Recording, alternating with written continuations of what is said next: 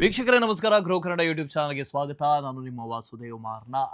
Financial year 2026 ಮುಗಿದಿದೆ. ಈ financial ಇಯರ್ನಲ್ಲಿ ನಮ್ಮ ದೇಶದಲ್ಲಿ ವಿವಿಧ ಸೆಕ್ಟರ್ನಲ್ಲಿ ಕ್ಲಿಯರ್ ಎಕ್ಸ್ಪ್ಯಾನ್ಷನ್ ಕಾಣಿಸ್ತಾ ಇದೆ. Solar space 53x scale up ಆಗಿದೆ, 53 ಪಟ್ಟು ಸ್ಕೇಲ್ ಅಪ್ ಆಗಿದೆ. ಬ್ಯಾಂಕ್ ಕ್ರೆಡಿಟ್ ಸ್ಪೇಸ್ನಲ್ಲಿ ಡಬಲ್ ಡಿಜಿಟ್ ಗ್ರೋತ್ ಕಾಣಿಸ್ತಿದೆ. ಸೊ ಈ ನಂಬರ್ಸ್ ಏನು ಹೇಳ್ತಿದೆ ಅಂದರೆ ಭಾರತದ ಆರ್ಥಿಕ ಬೆಳವಣಿಗೆ ಯಾವುದೇ ಒಂದು ಸಿಂಗಲ್ ಸೆಕ್ಟರ್ನಿಂದ ಅಲ್ಲ, ಇದು ಮಲ್ಟಿ ಸೆಕ್ಟರ್ ಎಕ್ಸ್ಪ್ಯಾನ್ಷನ್ ಅನ್ನೋದು ಈ ನಂಬರ್ಸ್ ಕ್ಲಿಯರ್ ಆಗಿ ಹೇಳ್ತಾ ಇದೆ. ಸೊ ಇವತ್ತಿನ ವಿಡಿಯೋನಲ್ಲಿ ನಾವು Q4 FY26ನಲ್ಲಿ ರಿಯಲ್ ಗ್ರೋತ್ ಮತ್ತು ಎಕ್ಸ್ಪ್ಯಾನ್ಷನ್ ಕ್ಲಿಯರ್ ಆಗಿ ಕಾಣಿಸ್ತಾ ಇರೋ 5 ಬೆಸ್ಟ್ ರಿಸಲ್ಟ್ ಡ್ರಿವನ್ ಸ್ಟಾಕ್ಸ್ನ ಬಗ್ಗೆ ನೋಡೋಣ. ಇನ್ಯಾಕ್ ತಡ, ವಿಡಿಯೋವನ್ನು ಶುರು ಮಾಡೋಣ. ನೀವಿನ್ನು ನಮ್ಮ ಚಾನಲ್ನ ಸಬ್ಸ್ಕ್ರೈಬ್ ಮಾಡಿಲ್ಲ ಅಂದರೆ ಈಗಲೇ ಸಬ್ಸ್ಕ್ರೈಬ್ ಮಾಡಿ. ಏನಾದರೂ ಡೌಟ್ಸ್ ಇದ್ದರೆ ಕಮೆಂಟ್ನಲ್ಲಿ ಹೇಳಿ. Let's begin.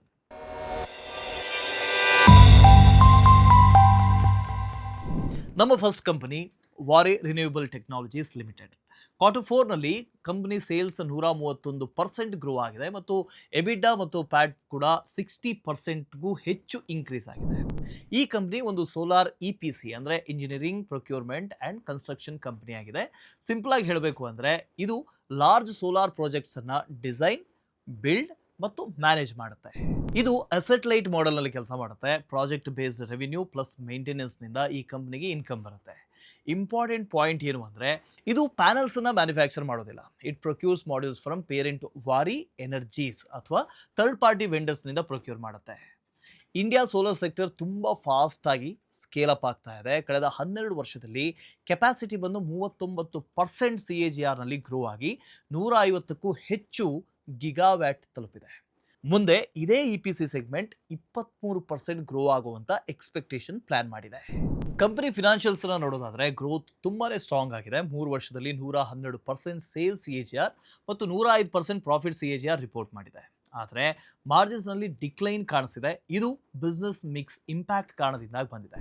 ಅದು ಹೇಗೆ ಅಂತ ಎಕ್ಸ್ಪ್ಲೈನ್ ಮಾಡ್ತೀನಿ ಕೇಳಿ. ಕಂಪನಿ 2 ರೀತಿಯ ಕಾಂಟ್ರಾಕ್ಟ್ಸ್ ಅನ್ನ ತೆಗೆದುಕೊಳ್ಳುತ್ತೆ. ಮೊದಲನೇದು ಬ್ಯಾಲೆನ್ಸ್ ಆಫ್ ಸಿಸ್ಟಮ್ ಮತ್ತು ಟರ್ನ್ಕಿ.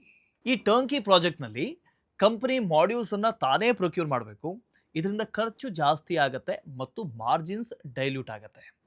ಈ ಟ್ರೆಂಡ್ನ ಇಂಪ್ಯಾಕ್ಟ್ ರೀಸೆಂಟ್ ಕ್ವಾರ್ಟರ್ನಲ್ಲೂ ಕೂಡ ಕಾಣಿಸಿದೆ. ಸೇಲ್ಸ್ 131% ಇನ್ಕ್ರೀಸ್ ಆದರೂ ಕೂಡ EPC ಕಾಂಟ್ರಾಕ್ಟ್ ಕಾಸ್ಟ್ ಹೆಚ್ಚಾಗಿದ್ದರಿಂದ ಎಕ್ಸ್ಪೆನ್ಸಸ್ ಇನ್ನೂ ಜಾಸ್ತಿ ಆಗಿ OPM 18.8%ಗೆ ಡೌನ್ ಆಯಿತು. Q4 ಸಮಯಕ್ಕೆ ವಾರಿ ರಿನ್ಯೂಯಬಲ್ ಬಳಿ 2.8 ಗಿಗಾವ್ಯಾಟ್ ಪೀಕ್ ಆರ್ಡರ್ ಬುಕ್ ಇದೆ. ಇದು ಸುಮಾರು 2800ರಿಂದ 3500 ಕೋಟಿ ವ್ಯಾಲ್ಯೂ ಇದೆ. ಇದು FY26ನ ಟೋಟಲ್ ರೆವಿನ್ಯೂಗೆ ಸಮಾನ. ಇದೇ ಸಮಯದಲ್ಲಿ 36 gigawatt peak project pipeline ಬಿಲ್ಡಿಂಗ್ನಲ್ಲಿದೆ.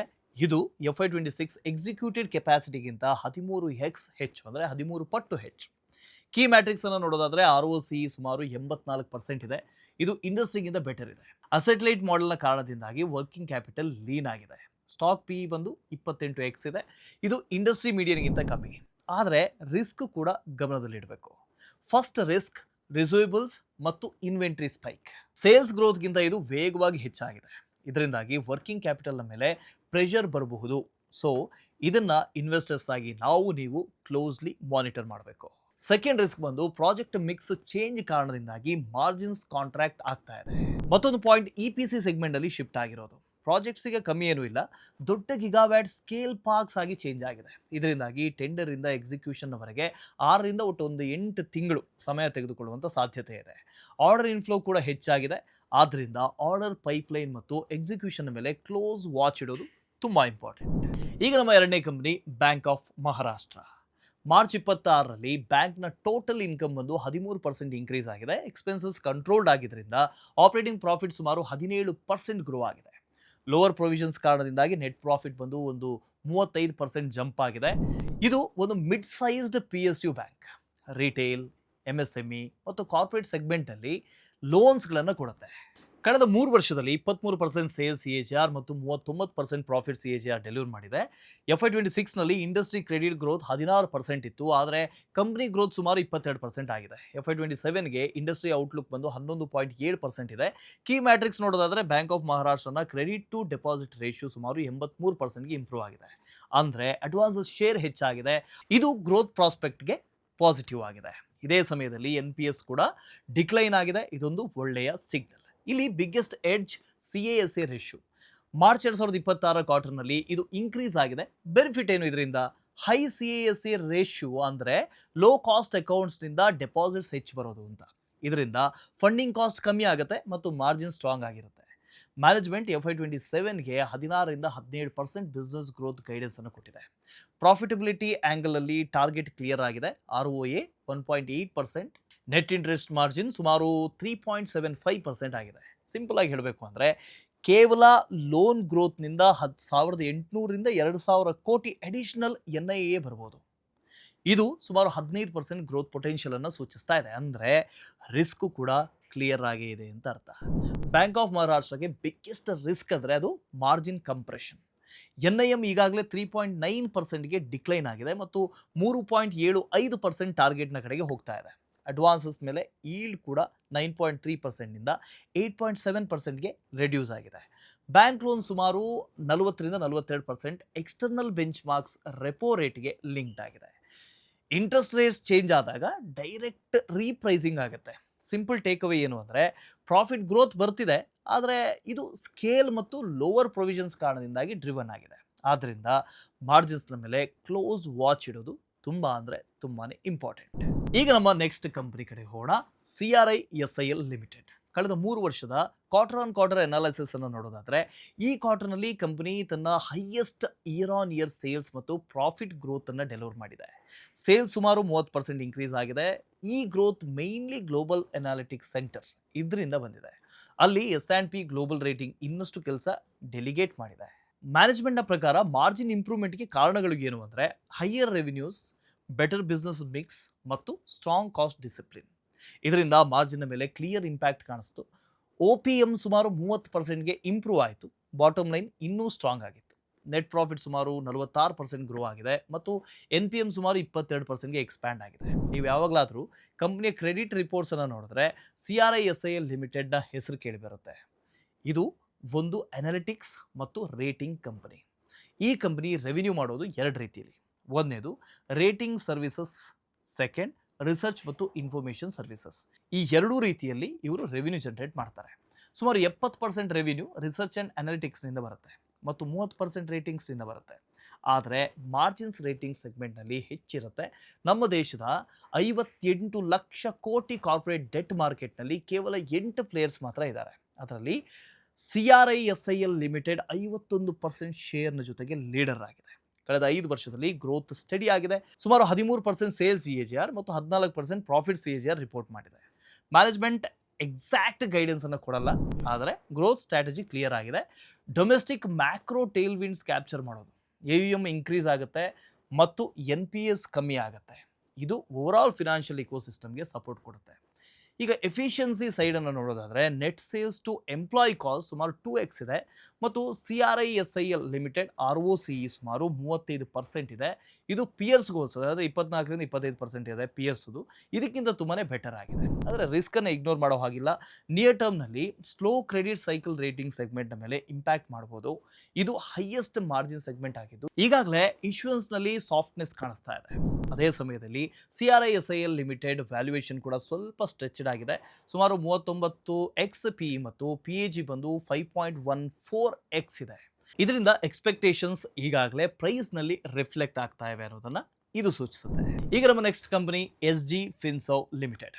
Q4 FY26ನಲ್ಲಿ ಟೋಟಲ್ ಇನ್ಕಮ್ 95% ಇನ್ಕ್ರೀಸ್ ಆಗಿದೆ. ಇದಕ್ಕೆ ಮೇಜರ್ ರೀಸನ್ ಬಂದು ಫ್ಯಾಕ್ಟರಿಂಗ್ ಬಿಸ್ನೆಸ್ ಸೆಗ್ಮೆಂಟ್ ಕಿಕ್ಕಿನ್ ಆಗಿತ್ತು. ಇದರಿಂದಾಗಿ ನೆಟ್ ಇಂಟ್ರೆಸ್ಟ್ ಇನ್ಕಮ್ ಕೂಡ 77% ಗ್ರೋ ಆಗಿದೆ. ಎಕ್ಸ್ಪೆನ್ಸಸ್ ಕಂಟ್ರೋಲ್ನಲ್ಲಿತ್ತು ಮತ್ತು ಇಂಪೇರ್ಮೆಂಟ್ಸ್ ಬಹಳ ಕಮ್ಮಿ ಇತ್ತು. ಇದರಿಂದಾಗಿ PAT ಸುಮಾರು 78% ಜಂಪ್ ಆಗಿದೆ. ಈ ಕಂಪ್ನಿ ಒಂದು NBFC ಸಪ್ಲೈ ಚೈನ್ ಫಿನಾನ್ಸಿಂಗ್ ಕೊಡುತ್ತೆ. ಅಂದರೆ ಸಿಂಪಲ್ ಆಗಿ ಹೇಳಬೇಕು ಅಂದರೆ ದೊಡ್ಡ ಕಂಪ್ನೀಸ್ಗಳ ಡೀಲರ್ಸು SMEಸ್ಗೆ ವರ್ಕಿಂಗ್ ಕ್ಯಾಪಿಟಲ್ ಲೋನ್ಸನ್ನು ಕೊಡುತ್ತೆ. ಮಾಡೆಲನ್ನು ಅರ್ಥ ಮಾಡ್ಕೊಳ್ಳೋಣ. ಕಂಪ್ನಿ ಒಂದು ಆಂಕರ್ ಜೊತೆಗೆ ಟೈಅಪ್ ಮಾಡುತ್ತೆ. ಉದಾಹರಣೆಗೆ XYZ ಮೋಟರ್ಸ್ ಅಂತ ಅಂದ್ಕೊಳ್ಳಿ. ನಂತರ ಅದರ ಡೀಲರ್ಸ್ಗೆ ಫಿನಾನ್ಸನ್ನು ಕೊಡುತ್ತೆ. ಇನ್ನು revenue, interest plus processing fee ಇದರಿಂದ ಬರುತ್ತೆ. ಎಸ್ ಜಿ ಫಿನ್ಸರ್ವ್ ಲಿಮಿಟೆಡ್ ಕಳೆದ 3 ವರ್ಷದಲ್ಲಿ ಸ್ಟ್ರಾಂಗ್ ಗ್ರೋತ್ ಡೆಲಿವರ್ ಮಾಡಿದೆ. 100% ಸೇಲ್ಸ್ CAGR ಮತ್ತು 90% ಪ್ರಾಫಿಟ್ CAGR ಅನ್ನು ಕೊಟ್ಟಿದೆ. ಈ ಇಂಡಸ್ಟ್ರಿ ಗ್ರೋತ್ ಎಕ್ಸ್ಪೆಕ್ಟೇಷನ್ ಸುಮಾರು 26ರಿಂದ 27% ಇದೆ. ಫಿನಾನ್ಷಿಯಲ್ ಇಯರ್ 2026 ಅಂತ್ಯಕ್ಕೆ S G Finserv limited AUM ಸುಮಾರು 3,936 ಕೋಟಿ ಇದೆ ಮತ್ತು FY27ಗೆ ಅದು 6,000 ಕೋಟಿ ಹೋಗುತ್ತೆ ಅನ್ನೋ ಟಾರ್ಗೆಟ್ ಅನ್ನು ಇಟ್ಕೊಂಡಿದ್ದಾರೆ. ನೆಕ್ಸ್ಟ್ 3ರಿಂದ 4 ವರ್ಷದಲ್ಲಿ 10,000 ಕೋಟಿ AUM ರೀಚ್ ಮಾಡುವಂತ ಏಮ್ ಇದೆ, ಗೋಲ್ ಇದೆ ಮತ್ತು long term PAT CAGR 30ರಿಂದ 35% target ಮಾಡ್ಕೊಂಡಿದ್ದಾರೆ. ಆದರೆ ಮಾರ್ಜಿನ್ ಪ್ರೆಷರ್ ಕ್ಲಿಯರ್ ಆಗಿ ಕಾಣಿಸ್ತಾ ಇದೆ. NIM ಸುಮಾರು 8.5% ಇಂದ 7.7%ಗೆ ಡಿಕ್ಲೈನ್ ಆಗಿದೆ, ಮೇನ್ಲಿ ಕಾಂಪಿಟೇಷನ್ ಕಾರಣದಿಂದಾಗಿ. ಮಾರ್ಜಿನ್ಸ್ ಇನ್ನಷ್ಟು ಕಂಪ್ರೆಸ್ ಆದರೆ ಪ್ರಾಫಿಟಬಿಲಿಟಿ ಟಾರ್ಗೆಟ್ ರೀಚ್ ಆಗೋದು, ROE ಮತ್ತು ROA ಇಂಪ್ರೂವ್ ಮಾಡೋದು ತುಂಬಾ ಕಷ್ಟ ಆಗ್ಬೋದು. ಮ್ಯಾನೇಜ್ಮೆಂಟ್ ಗೈಡೆನ್ಸ್ ಫುಲ್ಫಿಲ್ಮೆಂಟ್ ನೋಡಿದ್ರೆ ಅವರು ಹಿಂದೆ ಗೈಡೆನ್ಸ್ ಕಟ್ ಮಾಡಿರೋದು ಕೂಡ ಇದೆ. ಒಂದು ಎಕ್ಸಾಂಪಲ್ಗೆ ಎಸ್ ಜಿ ಫಿನ್ಸರ್ವ್ ಲಿಮಿಟೆಡ್ ಬುಕ್ನಲ್ಲಿ ಸುಮಾರು 70% ಸಪ್ಲೈ ಚೈನ್ ಫಿನಾನ್ಸ್ನಲ್ಲಿದೆ. ಅದರಲ್ಲಿ 50ರಿಂದ 60% ಎಕ್ಸ್ಪೋಜರ್ ಬಿಲ್ಡಿಂಗ್ ಮೆಟೀರಿಯಲ್ಸ್ನ ಕಡೆಗಿದೆ. ಇಶ್ಯೂ ಏನು ಅಂದರೆ ಈ ಕೀ ಸೆಕ್ಟರ್ನಲ್ಲಿ ಸ್ಲೋ ಡೌನ್ ಆದರೆ ಮ್ಯಾನೇಜ್ಮೆಂಟ್ ಗೈಡೆನ್ಸ್ ಕಟ್ ಮಾಡಬೇಕಾಗತ್ತೆ. ಇದರಿಂದಾಗಿ FY26ನ PAT ಗೈಡೆನ್ಸ್ 150 ಕೋಟಿಯಿಂದ 120ರಿಂದ 125 ಕೋಟಿಗೆ ರೆಡ್ಯೂಸ್ ಮಾಡಲಾಗಿದೆ. ಫೈನಲಿ ನಮ್ಮ ಕೊನೆಯ company Krishna Phoschem limited. Latest ಕ್ವಾರ್ಟರ್ನಲ್ಲಿ ಕೃಷ್ಣ ಫಾಸ್ಕೆಮ್ ಸೇಲ್ಸ್ ಸುಮಾರು 60% ಇನ್ಕ್ರೀಸ್ ಆಗಿದೆ, ಮೇನ್ಲಿ ಹೈಯರ್ ರಾಬಿ ಡಿಮಾಂಡ್ನ ಕಾರಣಕ್ಕಾಗಿ. ಆದರೆ ಮಾರ್ಜಿನ್ ಸುಮಾರು ಫ್ಲಾಟ್ ಆಗಿ 11.8% OPMನಲ್ಲಿದೆ. ಬಾಟಮ್ ಲೈನ್ನಲ್ಲಿ ಶಾರ್ಪ್ ಜಂಪ್ ಕಂಡು ಬಂದಿದೆ, ಆದರೆ ಇದು ಕೋರ್ ಮಾರ್ಜಿನ್ ಎಕ್ಸ್ಪ್ಯಾನ್ಷನ್ ಕಾರಣದಿಂದಾಗಿ ಬಂದಿಲ್ಲ, ಬದಲಿಗೆ ಟ್ಯಾಕ್ಸ್ ಬೆನಿಫಿಟ್ಸ್ನಿಂದ ಬಂದಿದೆ. ಬಿಸ್ನೆಸ್ ಮಾಡೆಲ್ ಸಿಂಪಲ್ ಆಗಿದೆ. ಕಂಪನಿ ಫಾಸ್ಫೇಟ್ ಇನ್ಪುಟ್ಸ್ ಪ್ರೊಕ್ಯೂರ್ ಮಾಡುತ್ತೆ, ಅದನ್ನು ಫರ್ಟಿಲೈಸರ್ ಆಗಿ ಕನ್ವರ್ಟ್ ಮಾಡಿ ರೂರಲ್ ನೆಟ್ವರ್ಕ್ನ ಮೂಲಕ ಅಂದರೆ ಹಳ್ಳಿಗಳಿಗೆ ಸೇಲ್ ಮಾಡುತ್ತೆ. ಇದು ವಾಲ್ಯೂಮ್ ಡ್ರಿವನ್ ಮಾಡೆಲ್. 11 ಮಂತ್ಸ್ FY26ನಲ್ಲಿ ಇಂಡಸ್ಟ್ರಿ ಗ್ರೋತ್ ಸುಮಾರು 2% ಇತ್ತು ಮತ್ತು ಮುಂದೆ ಔಟ್ಲುಕ್ 5ರಿಂದ 6% CAGR ಮಾತ್ರ ಇದೆ. ಆದರೆ ಈ ಕೇಸ್ ಸ್ವಲ್ಪ ಡಿಫ್ರೆಂಟ್ ಆಗಿದೆ. ಹಿಸ್ಟಾರಿಕಲ್ ಪರ್ಫಾರ್ಮೆನ್ಸ್ ನೋಡಿದ್ರೆ ಲಾಸ್ಟ್ 5 ಇಯರ್ಸ್ನಲ್ಲಿ 5 ವರ್ಷದಲ್ಲಿ 67% ಸೇಲ್ಸ್ CAGR ಮತ್ತು ಸುಮಾರು 56% ಪ್ರಾಫಿಟ್ CAGR ಡೆಲಿವರ್ ಮಾಡಿದೆ. ಮಾರ್ಜಿನ್ಸ್ನ ಮೇಲೆ ಪ್ರೆಷರ್ ಇದೆ, 21%ನಿಂದ ಸುಮಾರು 12%ಗೆ ಡಿಕ್ಲೈನ್ ಆಗಿದೆ. ಇದು ಮೇನ್ಲಿ ಟ್ರೇಡಿಂಗ್ ಮಿಕ್ಸ್ ಇನ್ಕ್ರೀಸ್ ಆಗಿದ್ದರಿಂದಾಗಿ ಟ್ರೇಡಿಂಗ್ನಲ್ಲಿ ಮಾರ್ಜಿನ್ಸ್ ಕಮ್ಮಿ ಇರುತ್ತೆ. ಕೃಷ್ಣ ಫಾಸ್ಕೆಮ್ ಲಿಮಿಟೆಡ್ ROC ಸುಮಾರು 27% ಇದೆ, ಇದು ಇಂಡಸ್ಟ್ರಿ ಮೀಡಿಯನ್ಗಿಂತ ಬೆಟರ್ ಇದೆ. ಇಂಡಿಯಾ ಫರ್ಟಿಲೈಸರ್ ಡೆಫಿಸಿಟ್ ಕನ್ಸಿಡರ್ ಮಾಡಿ ಮ್ಯಾನೇಜ್ಮೆಂಟ್ FY27ಗೆ 40% ರೆವಿನ್ಯೂ ಗ್ರೋತ್ನ ಗೈಡೆನ್ಸನ್ನು ಕೊಟ್ಟಿದೆ. ಇದರಿಂದಾಗಿ ಟಾಪ್ ಲೈನ್ ಸುಮಾರು 3,400 ಕೋಟಿಗೆ ತಲುಪಬಹುದು. ಅದೇ ಸಮಯದಲ್ಲಿ 142 ಕೋಟಿ ಕ್ಯಾಪೆಕ್ಸ್ನ ಮೂಲಕ ಒಂದು ಹೊಸ ಕೆಪಾಸಿಟಿ ಆ್ಯಡ್ ಆಗಿದೆ. ಇದು ಗ್ರ್ಯಾಜುವಲಿ ರ್ಯಾಂಪ್ ಅಪ್ ಆಗಿ ಸುಮಾರು 500 ಕೋಟಿ ಅಡಿಷನಲ್ ರೆವಿನ್ಯೂ ಜನರೇಟ್ ಆಗ್ಬೋದು. ಇದು FY26ನ ರೆವಿನ್ಯೂನ ಸುಮಾರು 20% ಇದೆ. ಇದರಿಂದಾಗಿ ಅಸೆಟ್ ಟರ್ನೋವರ್ ಸುಮಾರು 3.5x ಅದಕ್ಕಿಂತಲೂ ಹೆಚ್ಚಾಗುವಂಥ ಸಾಧ್ಯತೆ ಕೂಡ ಇದೆ. ಆದರೆ ರಿಸ್ಕನ್ನು ಕೂಡ ನೀವು ಗಮನಿಸಬೇಕು. ರಿಸೀವಬಲ್ಸ್ ಮತ್ತು ಇನ್ವೆಂಟ್ರಿ ಚರ್ಮ್ ಕಾರಣದಿಂದಾಗಿ ಅದೇ ಸಮಯದಲ್ಲಿ ರಾ ಮೆಟೀರಿಯಲ್ನ ಮೇಲೆ ಹೈ ಡಿಪೆಂಡೆನ್ಸಿ ಇದೆ. ಜಿಯೋಪೊಲಿಟಿಕಲ್ ಇಶ್ಯೂಸ್ ಇದ್ದರೆ ಪ್ರೈಸ್ ಸ್ಪೈಕ್ ಆಗ್ಬೋದು. ಇದರಿಂದಾಗಿ ಮಾರ್ಜಿನ್ಸ್ ಮೇಲೆ ಈಗಾಗಲೇ ಸುಮಾರು 70ರಿಂದ 80 ಬೇಸಿಸ್ ಪಾಯಿಂಟ್ನಷ್ಟು ಪ್ರೆಷರ್ ಬಂದಿದೆ. ಇದಾಗಿತ್ತು ಇವತ್ತಿನ 4 ಕಂಪನಿಗಳು. ಇದರಲ್ಲಿ 2 ಕಂಪನಿನಲ್ಲಿ ಒನ್ ಆಫ್ ಇಂಪ್ಯಾಕ್ಟ್ ಇದೆ ಮತ್ತು ಬ್ಯಾಂಕ್ ಆಫ್ ಮಹಾರಾಷ್ಟ್ರನಲ್ಲಿ ಲೋವರ್ ಪ್ರೊವಿಷನ್ಸ್, ಕೃಷ್ಣ ಫಾಸ್ಕೆಮ್ ಲಿಮಿಟೆಡ್ನಲ್ಲಿ ಟ್ಯಾಕ್ಸ್ ಬೆನಿಫಿಟ್ಸ್ ಇದೆ. ಹಾಗಾಗಿ ಈ 4 ಸ್ಟಾಕ್ಗಳ ಪೈಕಿ ನಿಮ್ಮ ಪಿಕ್ ಯಾವುದು ಕಮೆಂಟ್ನಲ್ಲಿ ಹೇಳಿ. ನೆಕ್ಸ್ಟ್ ವಿಡಿಯೋನಲ್ಲಿ ಮತ್ತೆ ಭೇಟಿಯಾಗೋಣ. ಒಂದು ನೆನಪಿರಲಿ, ಈ ಇಡೀ ವಿಡಿಯೋ ಪ್ಯೂರ್ಲಿ ಎಜುಕೇಷನಲ್ ಪರ್ಪಸ್ಗಾಗಿ, ಯಾವುದೇ ರೆಕಮೆಂಡೇಷನ್ ಅಥವಾ ಇನ್ವೆಸ್ಟ್ಮೆಂಟ್ ಸೆಕ್ಯೂರಿಟೀಸ್ ಇದರಲ್ಲಿ ಇಂಥದ್ದೇ ಸೆಕ್ಯೂರಿಟೀಸ್ನಲ್ಲಿ ನೀವು ಇನ್ವೆಸ್ಟ್ ಮಾಡಿ ಅನ್ನೋ ರೆಕಮೆಂಡೇಷನ್ ಅಂತೂ ಅಲ್ವೇ ಅಲ್ಲ. ಮುಂದಿನ ವಿಡಿಯೋದಲ್ಲಿ ಮತ್ತೆ ಸಿಗೋಣ. Keep investing, keep growing.